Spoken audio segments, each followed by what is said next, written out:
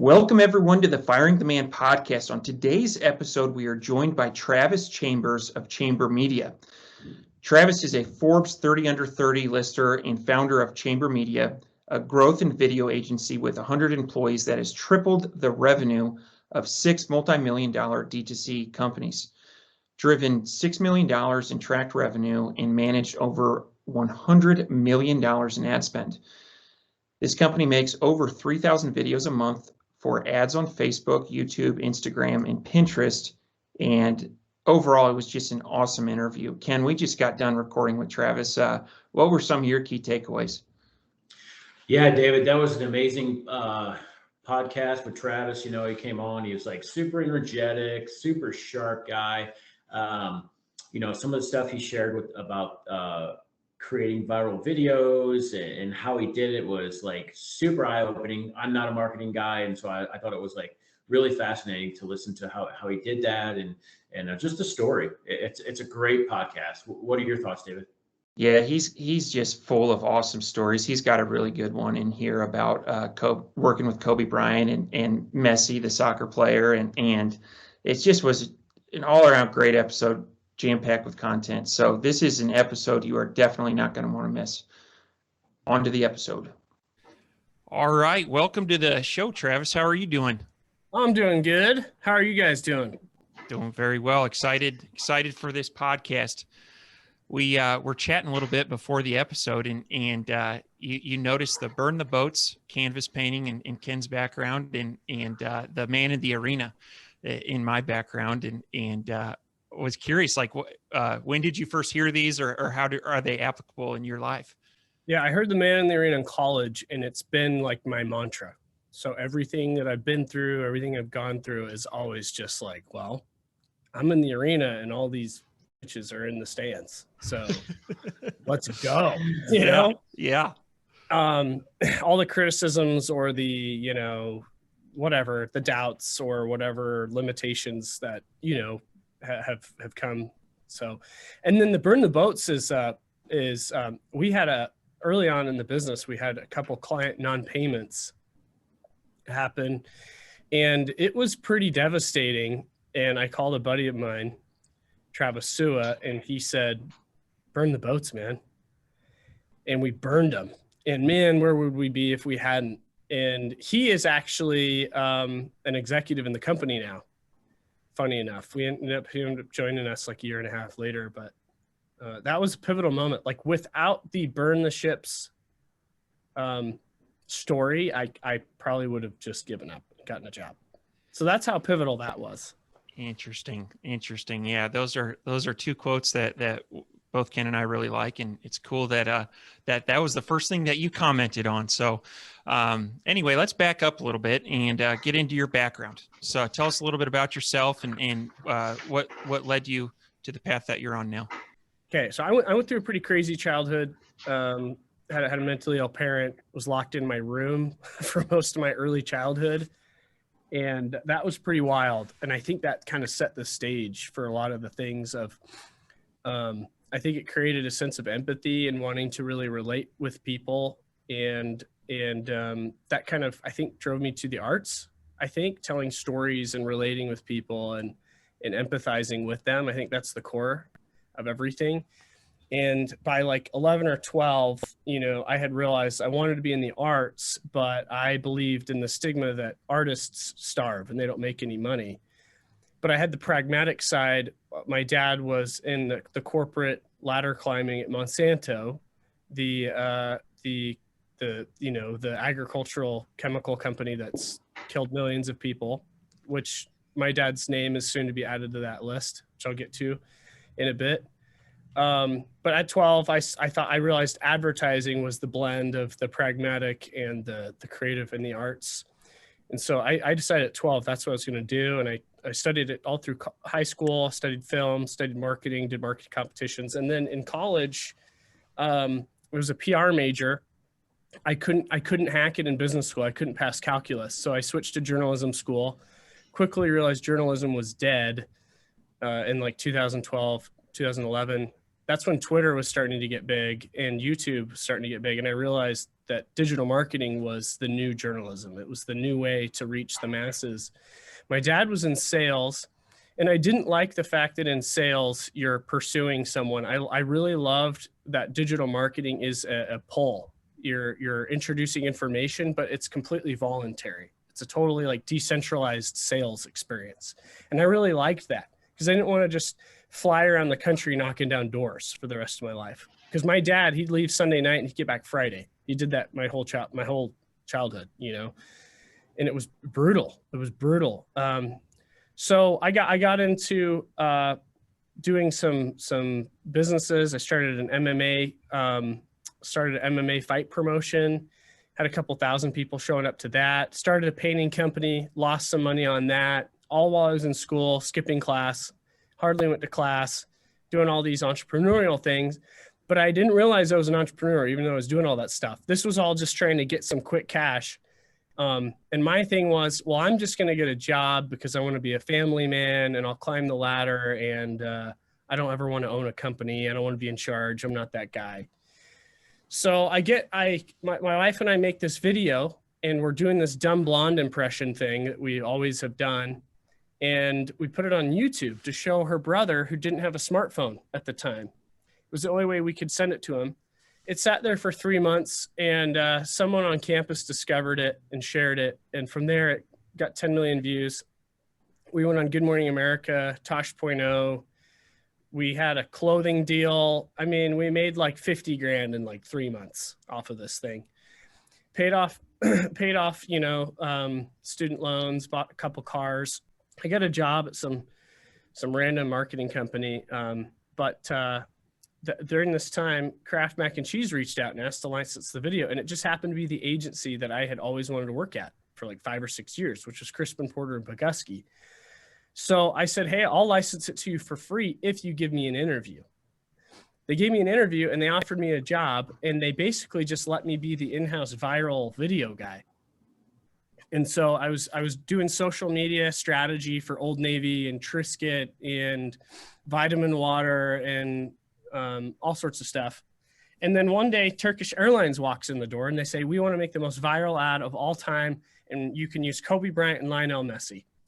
So I came with this crazy plan that was between me and my boss, the chief digital officer, Ivan Perez Amendariz.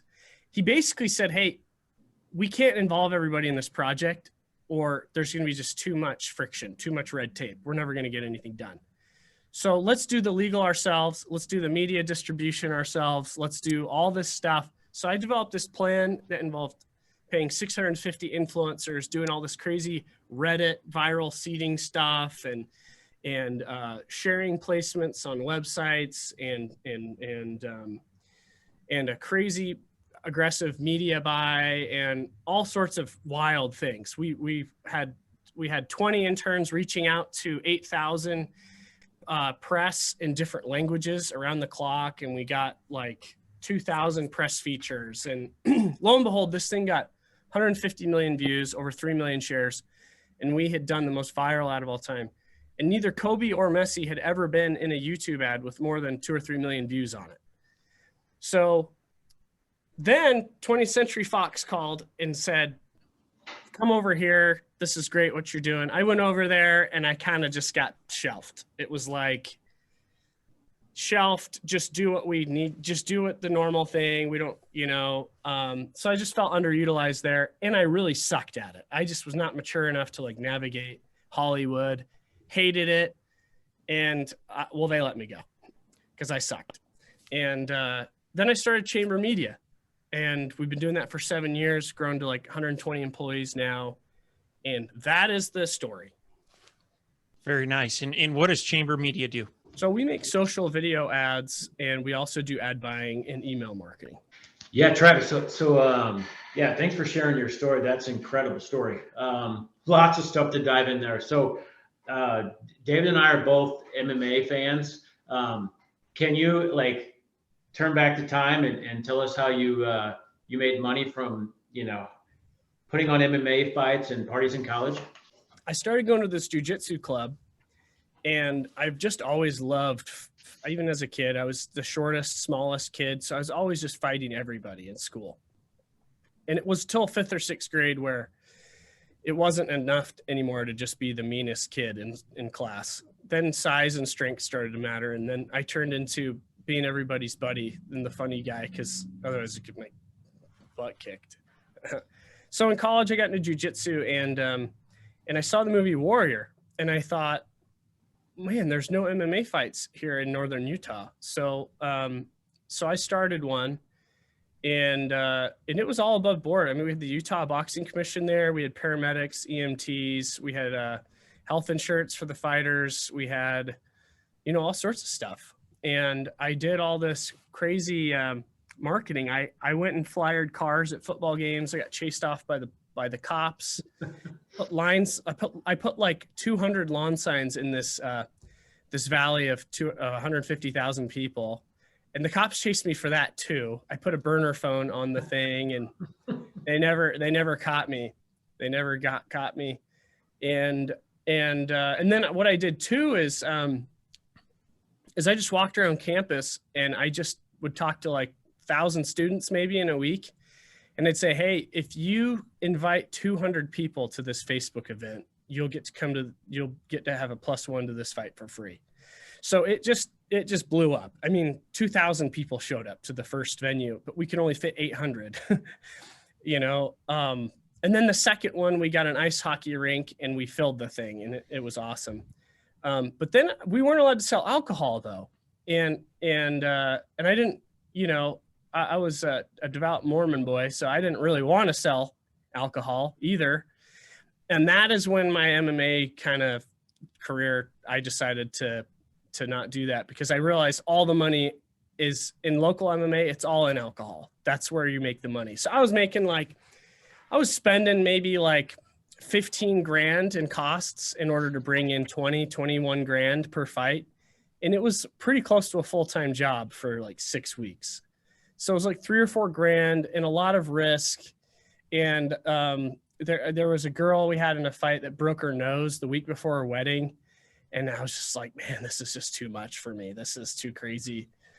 And there were some fights that broke out in the audience. And one of my business partners, I think, stole some money.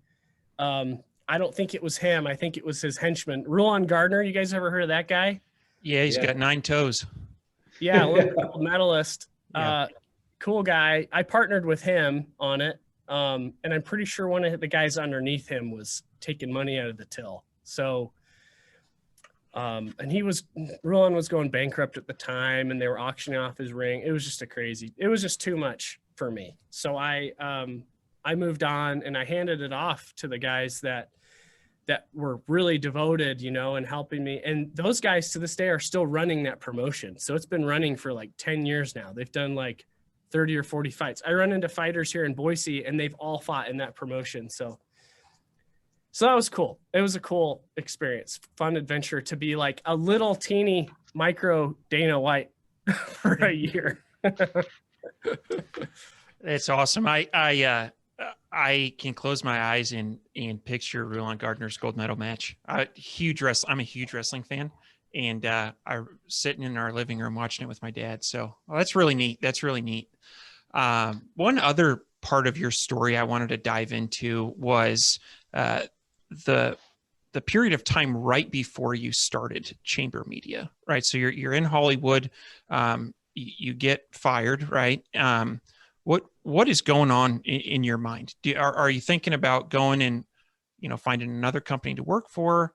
Was it always your dream to run your own agency? Let's talk about that period of time. Yeah. So my job at CPB was pretty good. I was just your little millennial entitled douchebag that thought the world owed me everything, and that I was working too much, and I was working too hard, and the system was too hard.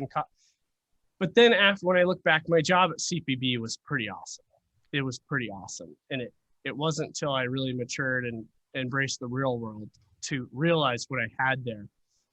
But I went to 20th Century Fox for more money. And even my boss at CPB is like, dude, what are you doing? You've got a great gig here. Why are you leaving? And I was like, money. I have more money. But I went there, man, and it was so chaotic. I mean, I saw a guy doing cocaine on his desk that fired 20 people, including me. And we walked out of there and somebody said, hey, just show up tomorrow. Like, he'll forget about it. Showed up tomorrow and the guy totally forgot about it. So the time I really got fired was actually the second time I got fired. But that time it was just me. It wasn't the whole group. But it was just crazy and it was hectic and it was also stupid. Like the marketing for social media then was writing tweets and doing graphic designed images.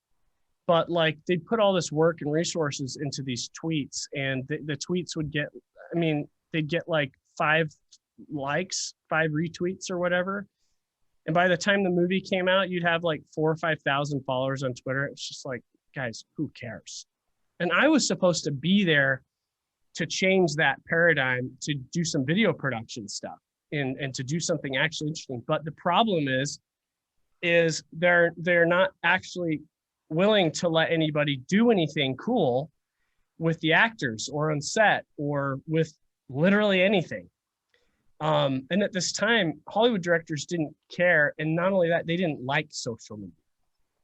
Social media was like taking away from Hollywood. And you had all these little influencers growing who had more influence than like the actors in the movies. And the actors hated social media at this time. Most of them weren't on Instagram.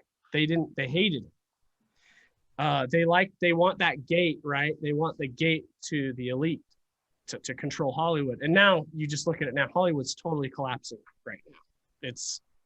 If it wasn't for comic book movies, Hollywood would basically be gone at this point. So I just was like, God, this sucks, man. I can't do anything cool here. But meanwhile, I was working like 70 hours a week, you know, and I was way out of my depth. I didn't know how to talk the talk. And so at this time we had a baby and I couldn't take any time off because I hadn't qualified for it yet. I hadn't been long enough. And so I was exhausted. Wife was exhausted. I'm working like crazy hours. And I just got to the point, I'm like, what is the point? What is the point? Like I'm making 120 grand a year in LA, which is like slightly over paycheck to paycheck. I was like, what is the point to all this? And around that time, my dad, who had just a year prior, you know, let me know that he had Parkinson's, got cancer. And it was also around this time that he was divorcing my mom. And I told him, Dad, you got to get out of there. She's crazy. You got to get out of there. And he did. So I've watched this guy work for 25 years, making money for this corporation that not only didn't really ever take very good care of him, but he was growing the Roundup brand, which is the brand that is making millions of people sick and die. They spray the fields with Roundup so that it all goes to seed at the same time, and then they immediately harvest the whole field. So they harvest a field that's been drenched in Roundup, and Roundup disrupts your it disrupts your neurology in your brain. And they've done studies, it's proven, and people are starting to win lawsuits from it now. So anyways, I'm looking at this guy. He's got Parkinson's and now he's got non-Hodgkin's lymphoma, which is the cancer you get from Roundup because he was covered in it his first few years of his career, showing farmers how to use it. He's got emails showing that they covered it up in the first place as a senior sales director. And he was the one that was primarily one of the most successful guys at expanding Roundup into every store and every franchise big box retailer in the country. And I'm just like, geez, this guy spent his whole life to grow a brand that's killing him and killing other people. And he worked 70. I mean, holy crap. What is the point of all this stuff? It's so pointless. And that's when I thought, you know, well, I just got laid off and I got a little bit of severance because the guys that were directly in charge of me were awesome guys, McBeard guys. And I was like, well, I've got 3 months of living expenses and I cannot find a job in advertising for less than 60 hours a week. It just doesn't exist. There's too many people here in LA that want to do that job. So I thought, you know what, I'm just going to start my own company. I read this book called The 4-Hour Workweek, which I thought was BS. And it is BS. 4-Hour Workweek is stupid. It doesn't exist. But it's a great way to unlock your mind to think differently. But the second book was The $100 Startup. And the $100 Startup is just dozens of examples of companies that started with no money. And I didn't have any money. I didn't know any wealthy people. I didn't have any connections. I didn't even have any good ideas. But I thought, well, I've got a skill. I could sell my skill. And if I could sell my skill well enough, then I can create an agency and sell other people's time. So that's what I did. And I started with the service. And my goal was, I don't care to make a lot of money. I just want to not have a miserable life. I don't want to waste my life. And I want to be able to have more time with the family, but I also want to build jobs and create jobs that give other people more time with their families. And we've done that.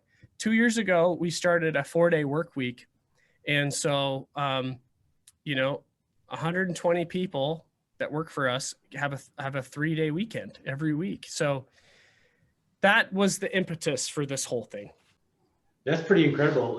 So it sounds like you had a very impactful moment in your life, and you kind of reflected on what you wanted and the story about your father. And so you made a huge pivot, and then you were like, basically, screw it. I'm going to go out on my own and make what I want.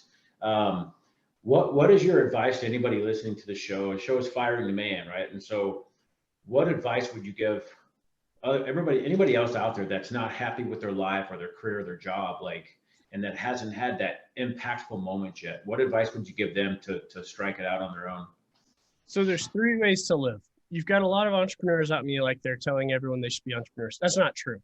1 in 10 people are entrepreneurs. The rest are not. Don't try to be, because you will fail. You will ruin your life. And most people that are entrepreneurs have some kind of trauma that they've dealt with that fuels them to have enough grit to deal with how horrible it is. It's horrible, by the way.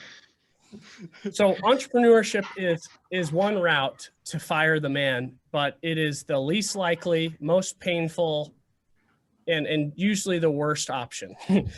Second is to find a job that gives you a decent lifestyle. So don't ever work more than 40 hours a week for anybody. The second you're over 40 hours, you are a wage slave, and your life has no purpose, in my opinion, unless your job is something that you absolutely love. If you are a pro BMX racer or a race car driver, or, I don't know, maybe you're a music producer or something. If you just love it, then you're fine. Work as many hours as you want. But for 90% of us, work sucks. So don't ever work more than 40 hours.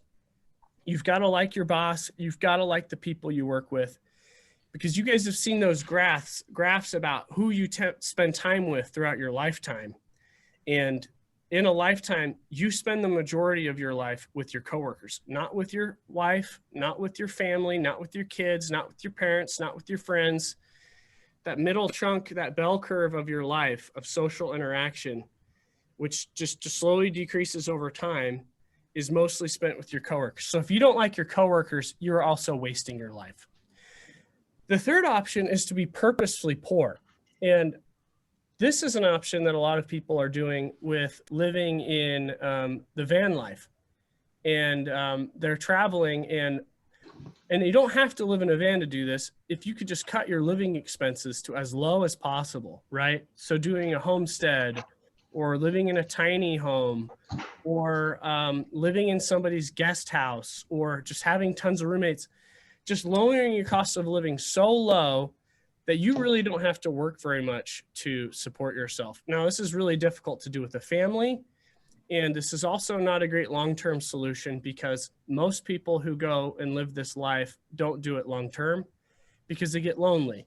They get lonely, and over time, it just gets less desirable. They see all their friends and family excelling and progressing in a lot of ways that they wish they were.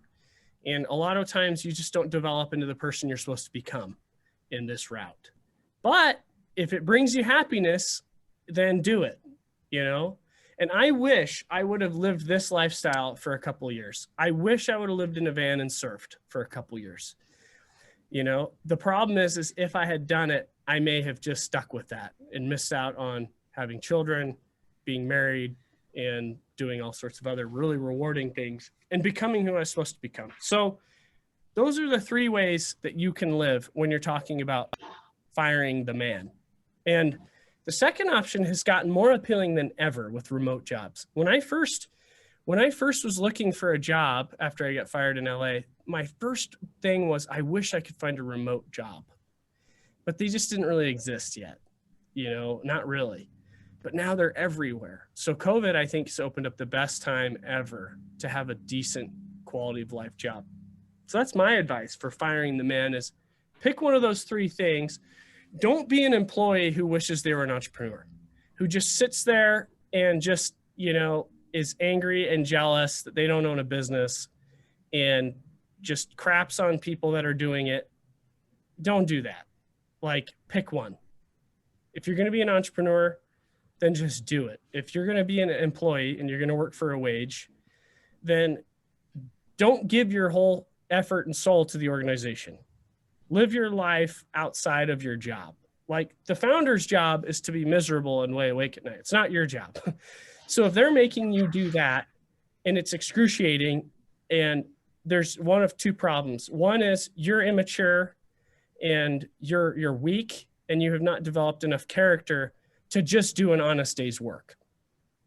The other possibility is that you're being mistreated, very, very significantly mistreated. And if that's the case, go get a different job, go to somewhere else. And if it takes 2 or 3 jobs to find a good one, that's okay, but you just have to find a good one. And I guarantee you there's 10 or 20 people at Chamber Media right now that think Chamber Media is the worst, most toxic, horrible place ever. But the other 90 or 100 who have worked other horrible jobs previously, they love it. Then you go ask any of them and they decided this is the best place they could ever be. So firing the man is kind of, I'd say 10, 20% of people want to really fire the man, but the truth is they can't make it on their own. They don't have what it takes to fire the man. They need the man. That's kind of what I'm saying. I think you make a really good point about the entrepreneurship and how maybe it's, you know, only 1 out of 10 people are cut out for it. And there's one thing that you mentioned that I've never heard this, but as we've been talking, it's kind of been stewing. You said a lot of entrepreneurs have experienced some sort of trauma. And as I kind of go through the list of successful entrepreneurs that I know, man, a lot of them had messed up childhoods. A lot of them have had something. And, can you expand on that a little bit more? It's fascinating. And I, oftentimes when people think of being an entrepreneur, they're not thinking about like life events that have shaped them that way. I think what trauma does is it does the same thing that money does. It makes people more evil or it makes them more good. And if you watch any fictional movie, any story in history, these villains and these heroes they're always made in trauma. You know, they say if you live long enough, you know, as a hero, you'll eventually become a villain. And that's because the trauma. And people make a decision when they're abused and they're hurt and they're mistreated and they're betrayed, they choose a direction. And I think entrepreneurs usually choose starting a business as a direction. And a lot of times they do it to try and prove to themselves that they have value. And a lot of times they've been so mistreated that they don't understand that they have value just as being a breathing human being.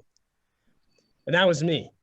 And so we go and we seek this validation that we are a valid person that can do things. In a capitalist society, that means making money. That means growing a company, growing a brand. It means being known. It means, but that's the thing, right? Is capitalism is based on greed, but the byproduct is that we end up just serving people is what we do. And we end up solving problems. So these people, they choose this route in trying to fill their void within their soul. They usually end up helping a lot of people and solving a lot of problems for people.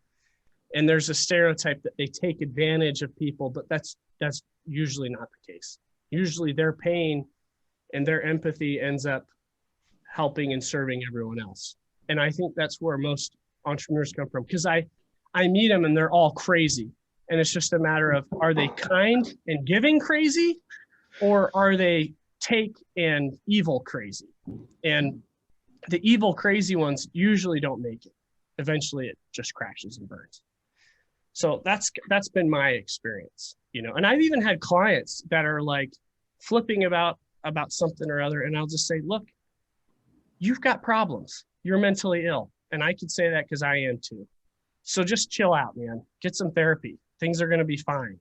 And stop seeking your whole identity on this thing. It's not my fault that you have this identity void thing, you know. They're crazy. Entrepreneurs are nuts. I think it's Peter Thiel said that most entrepreneurs are mentally ill. And it takes that, sometimes it takes that trauma also to just have enough pain to want to do something better, to be protected from pain. And money and security is a way to protect yourself. And I'll be the first to say, the more money I make, the more secure I feel as a person. And it's sad to say, but it's true. Yeah, I just, it's a really interesting piece of entrepreneurship, and you're right. The number of colleagues that Ken and I have that are absolutely nuts, that, you know, sleep 4 hours a night, are always chasing the next shiny object. I mean, I would put both Ken and I in that category where we're always looking for the next thing. And so it's just, that's an interesting perspective. And I think you're absolutely right. Thanks everyone for tuning in to part 1 of the Travis Chambers interview. Join us next week for part 2, where we dive into all things Facebook ads and learn a little bit more about Chamber Media. Thanks for tuning in.